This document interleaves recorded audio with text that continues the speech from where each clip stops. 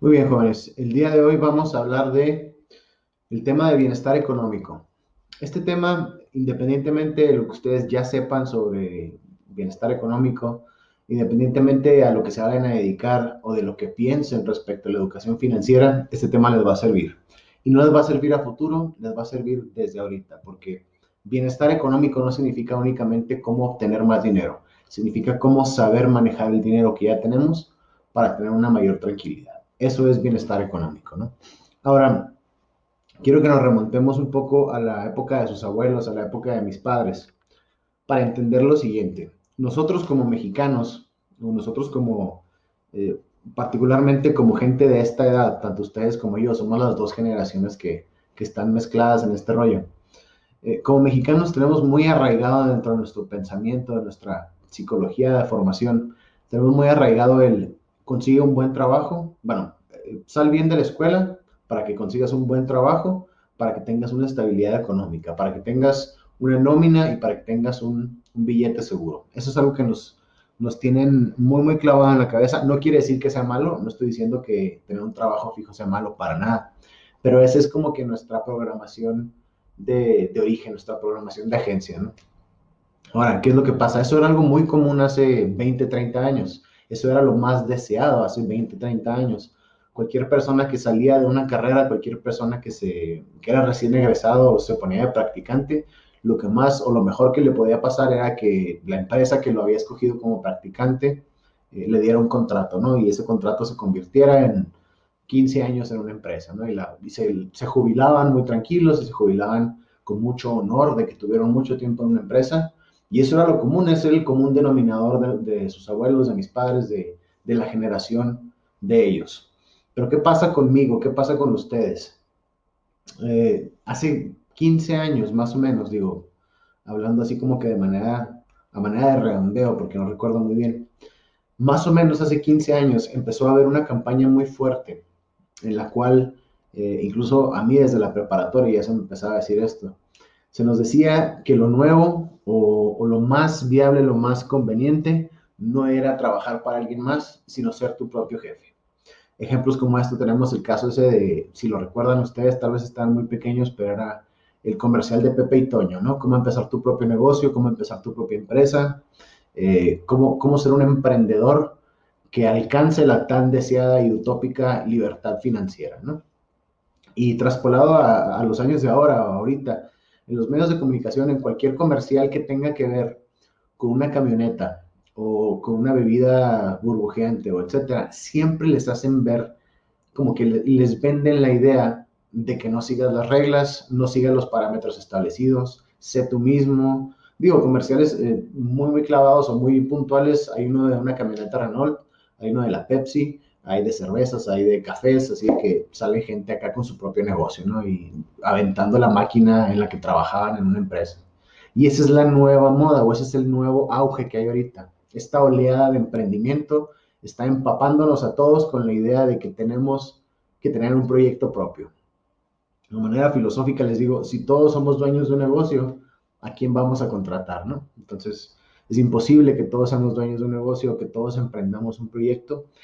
Tenemos que tener bien claro en la cabeza que estas dos partes de la economía no son excluyentes. Estas dos partes de la economía no quiere decir que una sea buena y una sea mala.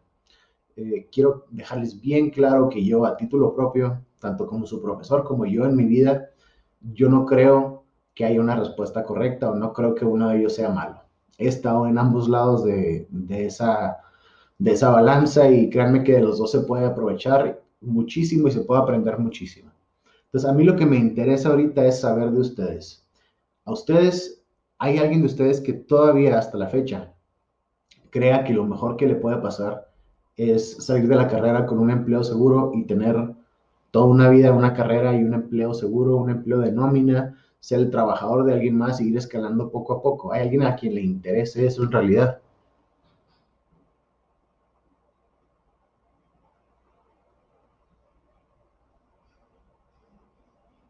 ¿No?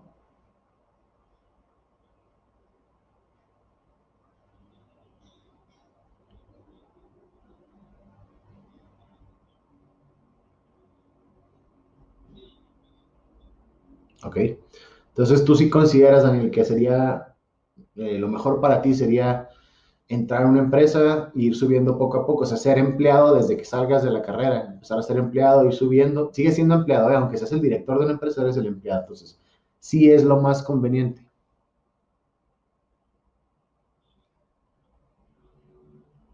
¿Ok?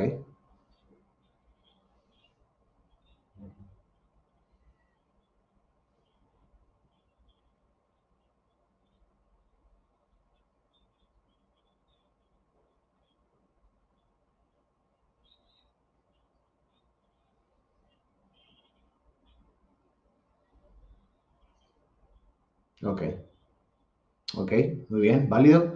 Eh, exacto, por algo se empieza, entonces eso me agrada mucho de esa respuesta o de esas respuestas porque fueron dos, por algo se empieza.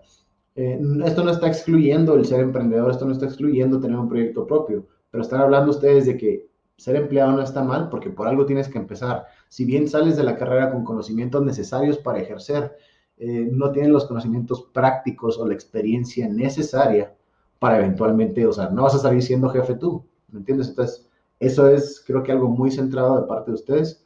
Ahora me voy a ir al otro extremo. ¿Alguno de ustedes está estudiando únicamente para tener el papel, pero ya desde ahorita está planeando hacer un negocio propio? ¿Alguien de ustedes ya tiene la visión de ser su propio jefe?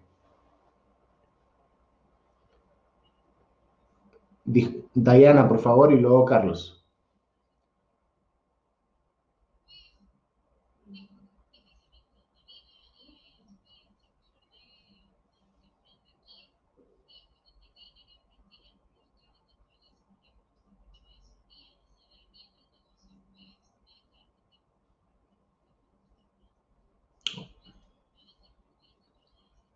Ok, muy bien. Este ejemplo que me está dando Diana lo voy a utilizar más adelante. Diana quiere trabajar de algo que tenga que ver con su carrera un tiempo. ¿Para qué? Para capitalizarse y después de capitalizarse poner algo que le gusta, que es los dibujos, en este caso los dibujos en piel, los tatuajes, y quiere que eventualmente el trabajo que ya tuvo le dé no nada más para poner el negocio, sino para tener un ahorro y seguir invirtiendo a ese negocio, ¿verdad? ¿A eso te referías? Muy bien. Adelante, Carlos, por favor. Carlos y luego Daniel Torres.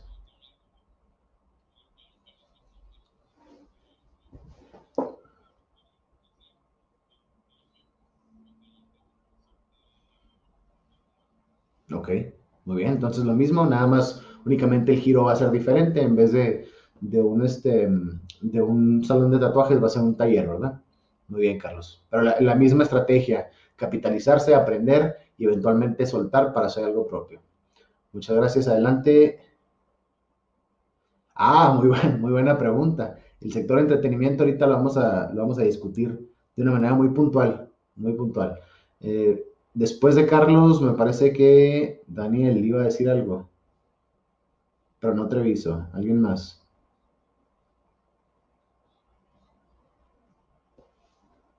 ¿No? Muy bien. Ahora, qué bueno que estén... Cierto, cierto, adelante.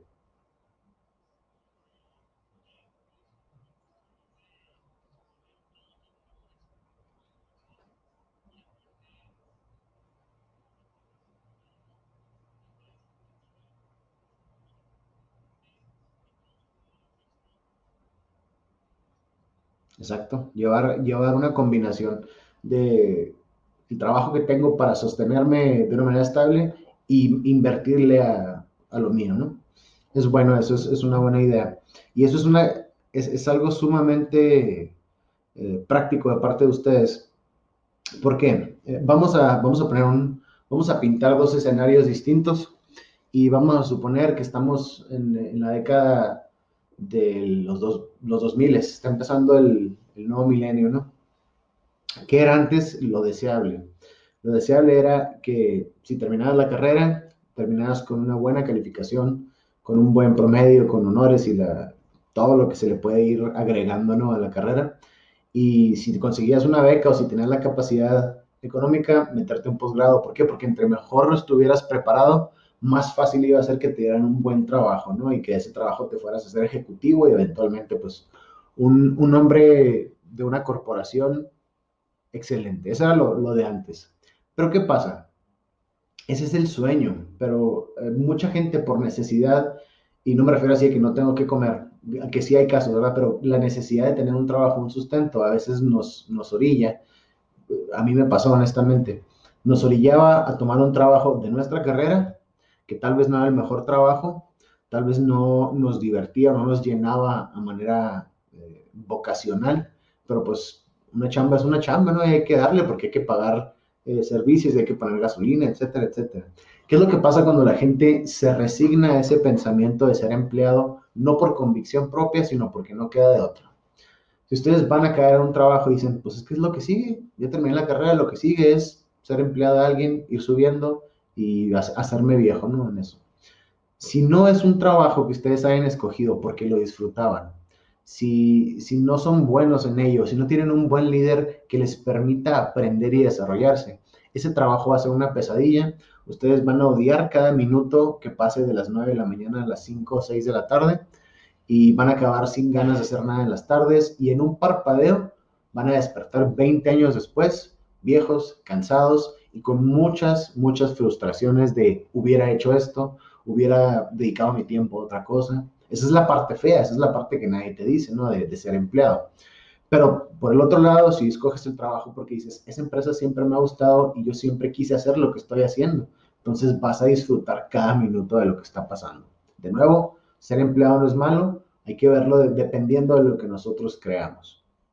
También me tocó a mí, digo, a título personal, me tocó estar en una empresa que a mí me encantaba y duré relativamente poco de ahí porque me ofrecieron algo mejor, pero cada minuto fue fregoncísimo para mí, fue una experiencia de aprendizaje y de disfrute tremenda, ¿no? Pero vámonos al otro lado, al lado del emprendimiento. En la parte del emprendimiento, de ser tu propio jefe, de crear empleos para la demás gente y de llegar a la hora que quieras y de tener la libertad económica de irte de vacaciones cuando quieras, esa es la parte que se nos publicita, esa es la parte que se nos vende. Pero hay otra parte y esa parte es y ustedes no me dejarán mentir si sus papás son hombres o mujeres de negocios o son emprendedores, la otra parte o la parte mala del emprendimiento es que hay veces que no hay para ponerle gasolina al carro y hay veces que el mandado tiene que ser máximo de 300 pesos porque no hay para más. Esa es la parte oscura del emprendimiento. Esa es la parte en la que dices, híjole, ojalá estuviera en una empresa, no, aunque no me gustara, pero mínimo para tener una liquidez buena. Entonces, no es lo mejor del mundo, pero tampoco, o sea, si nos aventamos sin prepararnos, no es lo mejor del mundo, pero tampoco es lo peor, porque de todos los errores y de todas las precariedades puede aprender uno, ¿no? A todos los que han alguna vez hecho algún negocio o han empezado algún negocio, sus papás, no me dejarán mentir. Entonces, tenemos que saber ver desde dos ópticas distintas las dos opciones. No podemos decir que uno es bueno y uno es malo. Y si podemos tener experiencia en ambas, qué mejor, ¿no? ¿Por qué? Porque esa es otra cosa que también, y yo no entiendo, honestamente no entiendo por qué varios profesores, porque a todos ustedes les van a dar administración en algún momento, a todos ustedes les van a dar desarrollo de negocios, aunque sea como una clase extra en los primeros semestres. Pero hay algo que no entiendo, hay algo que no me cabe en la cabeza aún. Y eso que no entiendo es por qué se les dice que tiene que ser una cosa u otra. No necesariamente tienes que ser un empleado y morirte siendo un empleado. No necesariamente tienes que ser un emprendedor y no rajarte y nunca que ni se te ocurra meterte en una empresa. Eso es mentira. Muchas de las personas que yo conozco que han triunfado en la vida o que les puedo decir yo, personas exitosas, en primer lugar son exitosas porque están contentos con lo que están haciendo, ¿no? Pero para poder llegar a ser contentos, a estar contentos con lo que están haciendo, tuvieron que hacer ambas, a veces al mismo tiempo, poder barajar el tiempo, en la mañana un trabajo, en la tarde un proyecto, o por etapas. Entonces, no necesariamente tenemos que castigar una para irnos con otra. ¿Estamos? Muy bien. Ahora, ¿qué tiene que ver esto en cuestión de negocios? ¿Qué tiene que ver esto de bienestar económico con ustedes? Para los que no tengan trabajo, de todas maneras, el bienestar económico es su tiempo y su dinero. El poco dinero que les den sus papás o el mucho dinero que les den sus papás, el poco tiempo libre que tengan o el mucho tiempo libre que tengan, también es parte de lo que nosotros economizamos y es parte de lo que nosotros utilizamos para estar tranquilos y para vivir tranquilos. Entonces, ¿de qué va a servir este diagrama? Les va a servir a todos. Antes de continuar, jóvenes, con el diagrama e irlo explicando paso a paso juntos, ¿Hay algún comentario, alguna aportación que quieran hacer o alguna pregunta incluso? Dígame.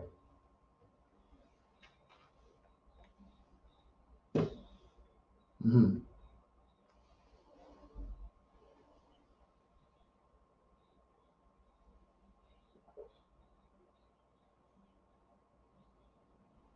ujú.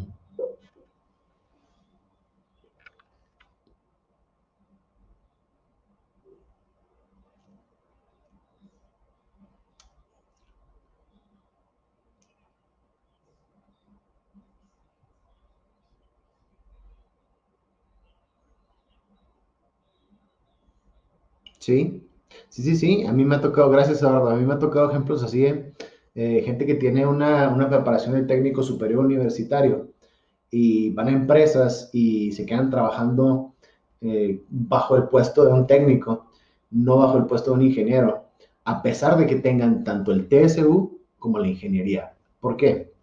Si ustedes están trabajando como técnico superior universitario, tienen la posibilidad de hacer horas extras en la mayoría de las empresas, no en todas, por cuestiones legales, pero si están en un puesto, vamos a decirle, ejecutivo, el horario es fijo y el sueldo es fijo. Bueno, incluso el horario ni siquiera es fijo, a veces tienes que trabajar un poco más desde tu casa, pero el sueldo es uno solo y se acabó, ¿no? Y no te permiten tener horas extras, entonces hay gente que sí está haciendo eso. Gracias, Eduardo. ¿Alguien más? ¿Algún otro comentario?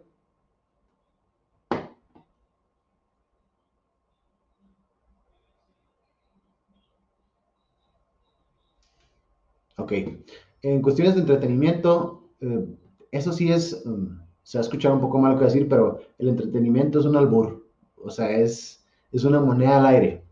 Pero esa moneda, como puede que caiga a tu favor, puede que no. Entonces, es algo muy bonito. Ya después tendremos más chance de platicar respecto a algunas cosas que he hecho yo en entretenimiento. Pero antes de seguir con la participación mía, me gustaría saber a qué te refieres, Dani, con qué tipo de entretenimiento estás haciendo o a qué te estás dedicando ahorita que estás empezando.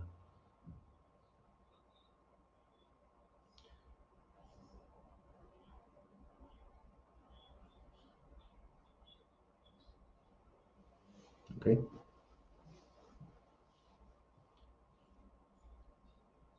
ok,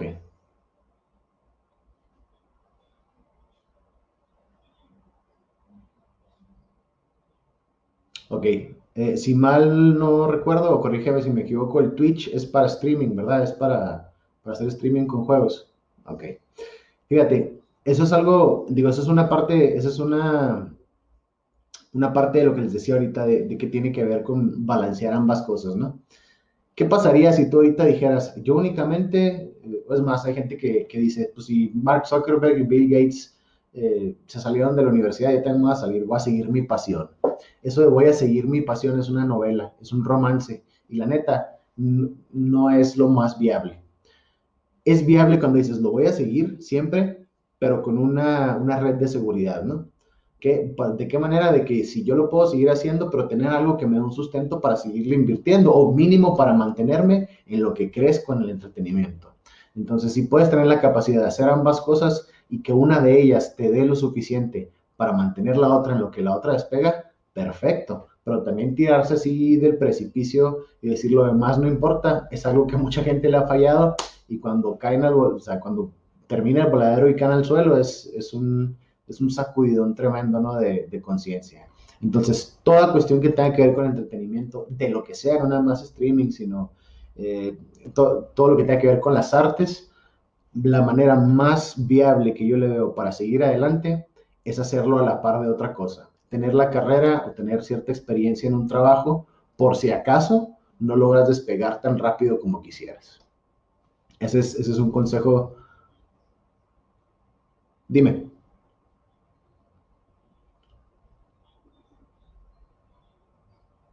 Sí, exactamente. Sí, muy bien. Y exactamente eso vamos a entrar ahora sí ya de lleno con el diagrama. Les pido que lo tengan ahí en otra pestaña y vamos a empezar. La primera parte o este diagrama, este mapa de lo que tenemos que tener en cuenta para nuestro bienestar económico, ya sea como empleado o como emprendedor, empieza con la concientización. ¿A qué me refiero con la concientización? Muy sencillo. Primero que nada, tenemos que entender, tenemos que tener la capacidad de digerir el hecho de que riqueza no necesariamente significa plenitud. Conozco gente con mucho dinero, con una capacidad adquisitiva tremendísima y aún así no tienen una vida plena, no tienen tranquilidad, no disfrutan de lo que tienen. Por el otro lado, también existe gente que tal vez no tiene los millones, tal vez no tiene el trabajo mejor pagado, pero su tiempo es suyo, su trabajo lo disfruta y le da tiempo para estar con los demás y es agradecido con lo que tiene o hace rendir lo que tiene, ¿no? Aquí tenemos que entender que hay ocasiones en las que sí, obviamente dicen que el dinero no trae la felicidad, pero sí ayuda, ¿verdad? Entonces, no necesariamente tener un montón de dinero necesariamente significa ser una persona triunfante, ¿no? Pero sí tenemos que saber nivelarlo. Segundo, mitos contra realidades. Tenemos que estar centrados o tenemos que estar completamente conscientes de que no todo lo que se nos vende como historias de éxito, no todo es verdad y no todo es inmediato. ¿Por qué?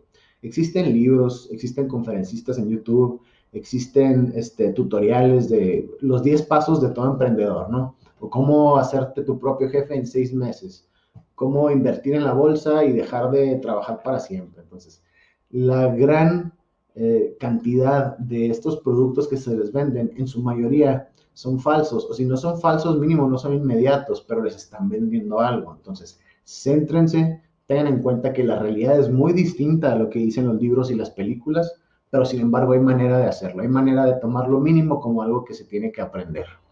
Lo tercero, saber diferenciar sueños de negocios.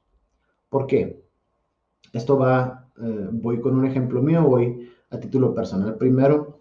Eh, Se va a escuchar muy ñoño, muy nerd si quieren verlo así, pero a mí desde muy pequeño me gusta mucho leer y yo desde que soy joven o desde mi adolescencia o algo así, siempre he soñado, siempre les puedo decir que siempre me gustaría, a pesar de que me dedique a otras cosas, me gustaría poner una librería con un café o sea, que fuera un café y vendiera libros, de alguna manera, de cierta manera, algo que tuviera que ver con libros, ¿no? Siempre lo he querido y es un sueño, pero vamos siendo completamente conscientes de la situación. ¿Qué tan redituable o qué tan buen negocio sería poner una librería aquí, en Chihuahua, y en estos tiempos en donde casi nadie lee? ¿Sería buen negocio? Díganmelo ustedes. Es dificilísimo. Entonces, sí, no es...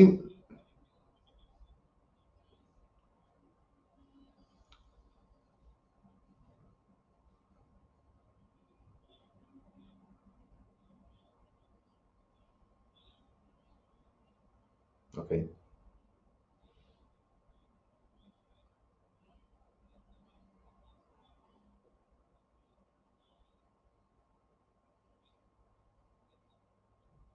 sí. Eso que estás diciendo tú, Dani, es un estudio de mercado y sí, todo negocio tiene que tenerlo, ¿no? Pero a lo que me refiero con diferenciar negocios de sueños, siendo un poco más general, para no entrar en detalles de una planeación de mercado, eh, vamos a ser sinceros, no siempre lo que siempre hemos soñado va a ser un negocio, entonces tienes que estar consciente, ¿qué es lo que quieres? ¿Dedicarte a tu sueño o poner un negocio que deje dinero? Si tu respuesta es un negocio que deje dinero, entonces ten en cuenta que es muy probable que tu sueño no sea un negocio redituable. Vamos a poner el ejemplo del streaming, del entretenimiento. Mi sueño es dedicarme a eso. Vamos a suponer que dice Daniel eso. Mi sueño es dedicarme al streaming y estoy en la plataforma. Estoy empezando, ya di el primer paso y ese va a ser mi negocio. Voy a ganar un chorro de lana en un año. ¿Es posible? Sin embargo, ¿qué tan probable es? ¿Te vas a empeñar completamente en ello? ¿Vas a vaciar todas tus esperanzas en ello? O si lo que quieres en realidad es un negocio para dejar de trabajar o para mantener un proyecto económico propio, pues puedes hacer a la par eso y poner un negocio que detectes que hay una necesidad de ese negocio, que hay una necesidad de la comunidad que puede comprarte algo, ¿no? Que puede ser un negocio redituable. Eso es muy distinto. Gente que dice, yo siempre he querido ser bailarín, pues felicidades, pues baila en todas las fiestas que quieras, pero si eso lo quieres ver como tu negocio que te va a llevar a una estabilidad económica, es muy difícil que así sea, no imposible, pero muy difícil, entonces te puede crear cierta angustia que no seas millonario bailando, ¿no? Por decirlo algo así, o siempre he querido hornear pastelitos y venderlos. Pues es un negocio, sí es un negocio, pero qué tan rápido puedes hacer dinero, qué tan bien te puede ir en el negocio si hay mucha competencia, eso es algo distinto. No quiere decir que no podamos pegarle a una cosa que sea ambas cosas. No quiere decir que ustedes a lo mejor tienen un sueño y ese sueño es redituable. Sí es posible, pero tenemos que aprender a medirlo y ver. En realidad mi sueño es un negocio redituable. ¿Estamos? Vamos ahora con la parte número 2, la planeación. Ya estamos centrados, ya sabemos la diferencia entre sueños y negocios, ya tenemos la capacidad de filtrar todos esos mitos de emprendedurismo y centrarnos en la realidad. Sabemos que la riqueza no necesariamente significa plenitud. Ahora sí, todo proyecto tiene que ser planeado, ya sea desde el punto de vista de un empleado que quiere pedir un aumento de salario o un aumento de responsabilidades, o bien una persona que va a iniciar un proyecto emprendedor, tiene que ser planeado. Primero que nada, evaluación interna. ¿A qué creen que me refiero con una evaluación interna?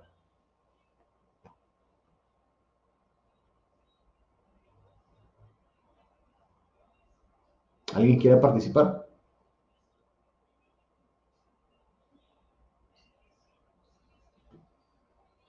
Mm, César, evaluar el mercado.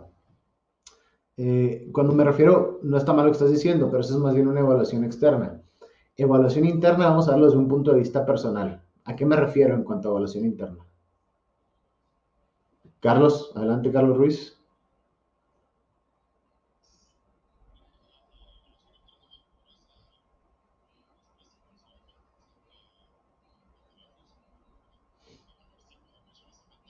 Ok, exactamente. Gracias, Carlos. Ahorita voy con lo que me está diciendo César, pero primero lo que dice Carlos es evaluar lo que yo tengo, evaluar si tengo la capacidad para hacerlo. Evaluación interna significa, si tú tienes un proyecto, estás planeando hacer algo, tienes lo que se necesita para hacerlo.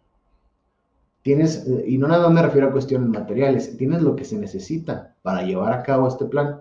Vamos a poner el ejemplo de un empleado. Un empleado está como practicante en el departamento de publicidad o está como simplemente como un ejecutivo de publicidad y dice, ¿sabes qué? Yo quiero un beneficio económico mayor, yo quiero un bienestar económico mayor, voy a pedir un aumento o voy a pedir que me suban de puesto. Sale una vacante de gerente y yo quiero la vacante. Y va y lo pide. Y dice, no, usted se desempeña muy bien, pero pues veo aquí que usted no tiene experiencia administrativa, únicamente operativa. O veo aquí que usted tiene únicamente principios de tal programa para editar imágenes. Pues, ¿cómo te avientas? ¿Cómo puedes aventarte una planeación de pedir algo más, tanto en proyecto como en empresa, si no te evalúas internamente y dices, lo tengo las capacidades, tengo el capital para hacer un proyecto nuevo, tengo el conocimiento para pedir una gerencia? Pues es imposible, no tienes que sentarte y evaluarte a ti mismo.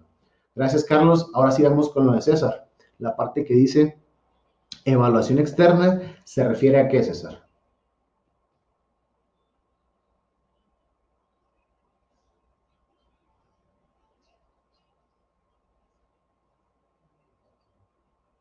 De desarrollar.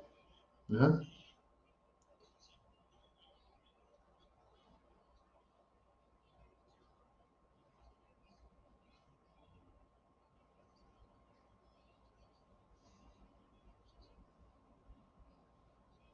Exactamente, gracias César. Si es lo que está buscando el público, si es algo que se puede implementar en el lugar en el que resides y si es algo que es posible dentro de esa empresa, ¿no? Vámonos al lado del empleado. Supongamos que hay un coordinador en un área de la empresa y el coordinador quiere ser el director del departamento. La evaluación externa tal vez lo tiene la capacidad, tiene los conocimientos, tiene la preparación y él quiere pedir el puesto del director del departamento. Pero ¿qué pasa si no hay una vacante, si el director todavía está funcional, si el director todavía tiene trabajo? Pues obviamente la evaluación externa de su entorno le diría, ¿cómo vas a pedir el puesto de alguien más si esa persona todavía está funcionando en él? Por el lado del emprendedor, es lo que dice César, ¿cómo vas a aventarte a poner un negocio antes de evaluar tu entorno? Ahorita que estamos en plena pandemia, ¿cómo se vería alguien queriendo poner, no sé, una cervecería nueva o un salón de fiestas, algo que tenga que ver con reuniones de gente? Un antro, ¿quién se va a aventar ahorita a poner un antro? Entonces, un gimnasio Esa es la evaluación externa. ¿Es posible hacerlo en tu entorno? La economía del país lo permite, eh, hasta la geografía del país lo permite. O sea, ¿cómo vas a poner algo o un negocio de lo que sea que no va ni con las necesidades ni con las posibilidades de tu entorno? Entonces, esa es la evaluación externa. Una vez que sabemos si nosotros podemos hacerlo, sabemos si los factores lo permiten. ¿Estamos? Muy bien. Ahora, la tercera parte de planeación es designar. ¿A qué me refiero con designar? Designar se refiere a saber organizar debidamente tanto nuestro tiempo como nuestras capacidades, como nuestro capital. Vamos primero con la parte de ser asalariado, de estar como empleado de una empresa. Si nosotros no sabemos designar hábilmente el tiempo que le dedicamos a cada tarea dentro de nuestro puesto y el tiempo de descanso que requerimos para poder funcionar al día siguiente, ¿qué va a pasar? Vamos a empezar a desmejorarnos física y mentalmente, vamos a empezar a dejar de rendir como debemos. Si no tenemos designado exactamente a qué hora comer, a qué hora salimos, qué tanto tiempo dedicarle a cada tarea que nos están pidiendo, pues en primer lugar no vamos a completar nada bien, no vamos a rendir lo suficiente y vamos a ser trabajadores cada vez menos productivos. Un trabajador que no es productivo es muy poco probable que le den oportunidad de seguir escalando dentro de la jerarquía ejecutiva, ¿no? Esa es la parte de designar en gente que quiere trabajar en una empresa. La parte de designar tiempo y dinero en cuanto a ser un emprendedor, se trata de saber qué tanto de nuestro tiempo vamos a enfocar en desarrollar este proyecto, en planearlo y en ponerlo en marcha. De qué hora a qué hora vamos a dedicar nuestra completa atención a que esto funcione. De la misma forma, si tienen un capital limitado, si piden un préstamo empresarial y es de tantos miles de pesos, pues saber que no todo te lo puedes dejar ir en el primer golpe, no puedes comprar todo de lo más caro, no puedes pagar una renta, si es el periodo de prueba es un año, no puedes pagar una renta que sea de más de tantos miles de pesos. Entonces, designar claramente, y esto vamos a ver con ayuda de quien ahorita les explico, designar adecuadamente no nada más el capital, sino el tiempo que le vamos a dedicar a dicho proyecto. ¿Estamos? Muy bien. ¿Dudas hasta aquí, jóvenes? ¿Alguna aportación?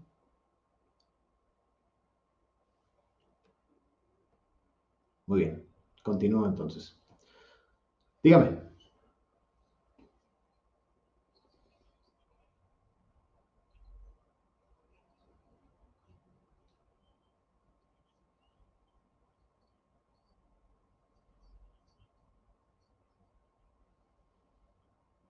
Ah, sí, no, súper fácil. ¿Y de dónde saqué el dinero para comprar los 4 departamentos? O sea, es lo que les digo, es lo que les decía en la parte de concientizarte. La gente que tiene el capital suficiente para invertir de esa manera, adelante. Pero ¿qué pasa con alguien que no tiene manera de pedir un crédito, que le niegan un crédito empresarial, o que no viene de una familia rica, o que no heredó, se murió su abuelito y le dejó unas millonadas? Pues obviamente no vas a poder comprar 4 departamentos, rentarlos y hacerte millonario como Robert Kiyosaki, pero tienes que pensar a una escala menor. De ese mismo tipo de pensamiento, pero a una escala menor. Tenemos que ser conscientes de eso. Muy bien, gracias César. Seguimos. Ejecución.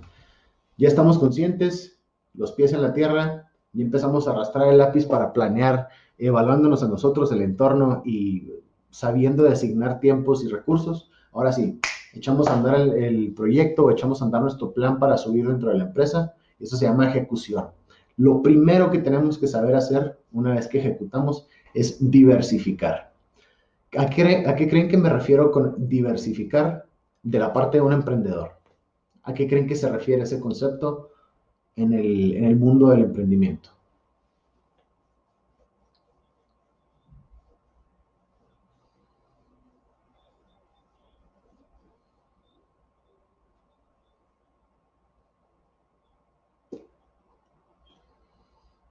Exactamente, saber, hay una frase que dice no poner todos los huevos en una sola canasta, ¿no? Porque te tropiezas y adiós. Diversificar en cuestiones de emprendimiento y en cuestiones de hacer negocios significa no poner todo tu capital en una sola idea. No importa qué tan buena te parezca la idea, no importa qué tan buenos sean los pronósticos, qué tan favorables sean las estadísticas que has hecho de esa planeación o de esa proyección, tienes que diversificar. Es mejor poner, si vas a dedicarte con una cantidad finita de capital, en vez de ponerlo todo en un solo lugar, partirlo en 3, 4, 5 pequeñas oportunidades, no la más grande, no la mejor, pero en pequeñas oportunidades. ¿Para qué? Si una de ellas falla y pierdes esa inversión en esa sección de la inversión, no vas a estar en bancarrota, no vas a perderlo todo, ¿no?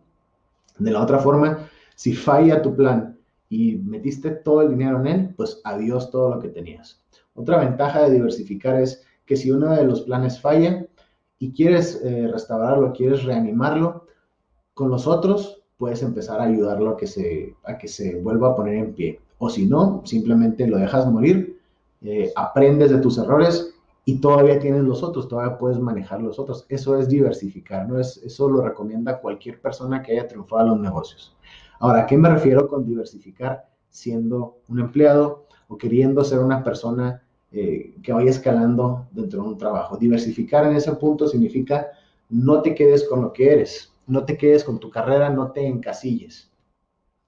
Si ustedes van a ser ingenieros electromecánicos o ingenieros mecánicos o ingeniero civil o lo que sea, ustedes pueden decir, mi carrera jamás va a necesitar un curso de Photoshop, mi carrera jamás va a necesitar un diplomado en redes sociales, yo para qué quiero saber contabilidad. No, señor, diversificar significa, ya tienes tu carrera, ya tienes tus estudios principales, diversifica porque nunca sabes de qué manera te van a servir nuevas habilidades, de qué manera te van a servir nuevos diplomados, nuevas certificaciones, cuándo vas a necesitar tal vez tomar control de contabilidad o mínimo llevar un control de la persona que te está haciendo contabilidad. Entonces es bueno estar empapado de varias cosas y no encasillarse en un solo camino. Si quieren especializarse, adelante, pero siempre teniendo la capacidad de ir tomando otros cursos para aprender de la interdisciplinariedad que tengamos académicamente, ¿no?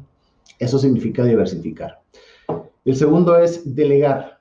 La palabra delegar significa poder confiarle a alguien más una responsabilidad. Si ustedes van a ser emprendedores y van a poner un negocio que va a dar más trabajos o un proyecto de inversión, tienen que saber delegarle la responsabilidad a alguien más. No pueden ser el fundador, mercadólogo, contador, repartidor, no pueden ser el todo de la empresa. Tienen que rodearse de un equipo que ustedes sepan que esa persona es muy buena para esa función, por lo tanto voy a confiarle mi contabilidad. Esta persona es buena para mercadotecnia, voy a contratarlo para que me haga la mercadotecnia. ¿Por qué? Porque sé que es el mejor en su ramo. Entonces, saber delegarle a cada quien un puesto, saber delegar una autoridad, una responsabilidad. En cuestiones de trabajo, esto delegar significa lo mismo, pero significa de una manera más puntual, es hacernos cargo de nuestras responsabilidades y dejar que los demás se hagan cargo de las suyas. No podemos echarnos responsabilidades ajenas, no podemos tomar la culpa de alguien más ni tomar el elogio de alguien más. Tenemos que saber dejar a cada quien su responsabilidad y confiar en que todos los miembros de un equipo de trabajo van a hacer lo mejor que puedan. De eso se trata. En cuestiones de ejecución, hay algo que ahorita decía Dani Treviso y es constancia y paciencia. Supongo que estaba viendo el diagrama cuando nos explicó eso. En cuestiones no nada más del entretenimiento, que es el caso de Daniel, sino en cualquier proyecto, tanto de una oficina como de un proyecto emprendedor, ser constante y paciente es la base de todo lo demás. ¿Por qué? Cuando ustedes entran a un trabajo, tengan experiencia previa en ese campo o no, van a empezar en un trabajo que no necesariamente el más bajo, pero un trabajo que tiene mucha oportunidad para crecer. Y todos los trabajos que tienen oportunidad para crecer llevan una curva de aprendizaje y una curva de meritocracia. ¿Qué es la meritocracia? Que en base a cómo te lo vayas mereciendo, te lo van a ir soltando. Entonces no podemos esperar a entrar a un negocio y decir, hola, yo aquí soy el gerente y pues todos ustedes van a trabajar para mí. No, eso es una estupidez. Si queremos ser gerentes de algo, si queremos ser directores de una empresa, tenemos que empezar por ser pacientes, pero nunca quitar el dedo del renglón. Hacer lo que hacemos y hacerlo siempre bien. Eso es constancia y paciencia en cuestiones de un empleo. En cuestiones de un emprendimiento, toda persona que piense que un negocio va a empezar a ser redituable en un mes o que va a empezar a ganar millones en un año, está perdido. Tenemos que tener la capacidad para amortizar un año completo, de 6 meses a un año de pérdidas o incluso de nada más estar pagando gastos, de salir tablas, de quedar en ceros. Ningún negocio se hace millonario ni se hace completamente rentable en pocos minutos, en meses, etcétera. Tenemos que entender que Roma no se hizo en un día y que todo negocio que ustedes ahorita ven enorme, en algún momento empezó batallando, pero sin quitar el dedo del renglón, siendo constantes y dándole, siempre y cuando estemos convencidos de la idea, dándole sin cansancio. Ahora sí, planeado, ya lo ejecutamos, ya están dando el proyecto, ya está en plan esta planeación de seguir subiendo en una empresa. ¿Qué sigue ahora? La gestión. Gestión significa cómo manejar o cómo administrar o cómo estar a cargo de la calidad de lo que está pasando, cómo estar a cargo de si se está cumpliendo lo que se está planeando. La gestión, lo primero es hacer reportes de control. ¿A qué me refiero con reportes de control? Ya sea mensualmente o en casos más micro, semanalmente, es decir, esta semana cumplí con lo que tenía que hacer en ese proyecto. Esta semana hice los reportes que tenía que hacer para mi jefe. Esta semana me capacité lo suficiente dentro de esta nueva habilidad. Yéndonos un poco más realistas, hacer reportes contables de cada mes. ¿Cómo salimos este mes en el proyecto? No, pues que nos faltó tanto. Órale, el siguiente mes, ¿qué onda? Ya recuperamos, logramos las metas de ventas, ¿qué es lo que está pasando? Solamente lo que se puede medir se puede mejorar. Por lo tanto, ya sea mensual, trimestral, como en las grandes empresas, semestral o anual, tiene que haber un reporte de control para ver cómo andamos. Solamente detectando los errores podemos irlos mejorando. Lo que sigue, la segunda, flexibilidad. En cuestiones de emprendimiento, la flexibilidad tiene que ver con la capacidad que tiene tu proyecto de modificar su planeación o de cambiar el giro. Vamos a suponer que ustedes compran un local y en el local van a poner un negocio de comida. No pega. Pueden, el mobiliario o el equipo pueden modificar, son flexibles lo suficiente como para modificar el tipo de comida. No, pues que sí, adelante. Entonces ya tienes una segunda oportunidad. Esa es la flexibilidad. ¿Qué tanto cambiar tu planeación para que siga trabajando con el mismo capital o con mínimos cambios en el capital? Flexibilidad en cuestiones de alguien que está en una empresa o en cuestiones de alguien que quiere ir subiendo de puesto, tiene que ver con la capacidad que nosotros tenemos para adaptarnos al cambio. Vamos a suponer que tienen un año ya en un puesto y siguen haciendo algo y hacen siempre lo mismo, siempre lo mismo, siempre lo mismo. De repente su jefe les dice, ¿saben qué? Vamos a necesitar que todo el equipo haga eso, pero de una manera distinta o con un programa distinto. Y levanta la mano y alguien dice, ya no quiero, y se va.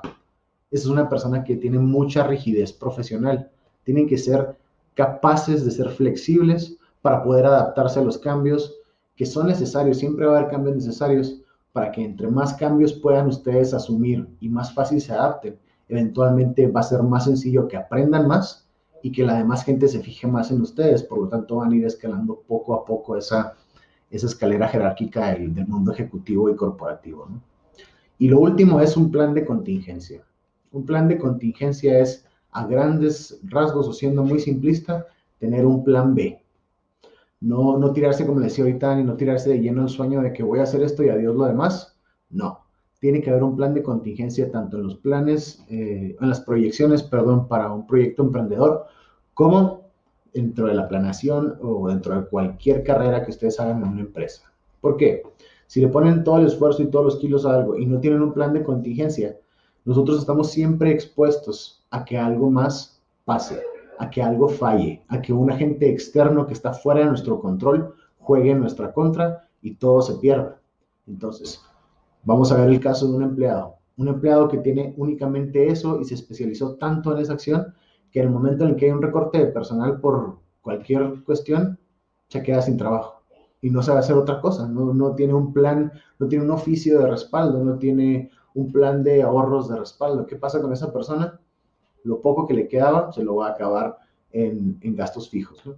Este es un ejemplo en cuestiones de empleado, pero un plan B, una contingencia, un plan de contingencia en un proyecto emprendedor significa, si todo esto falla, si mi plan falla, si el negocio se viene abajo por cualquier factor externo a mí, tengo la capacidad de retomar mis pérdidas, liquidar lo que tenga que liquidar, vender lo que tenga que vender y empezar de cero, o si no empezar de cero y empezar sin deudas, empezar con un poco de lo que me quedó para con este plan B poder subsistir y hacer un proyecto nuevo. Eso es un plan de contingencia. Jóvenes, dudas, preguntas.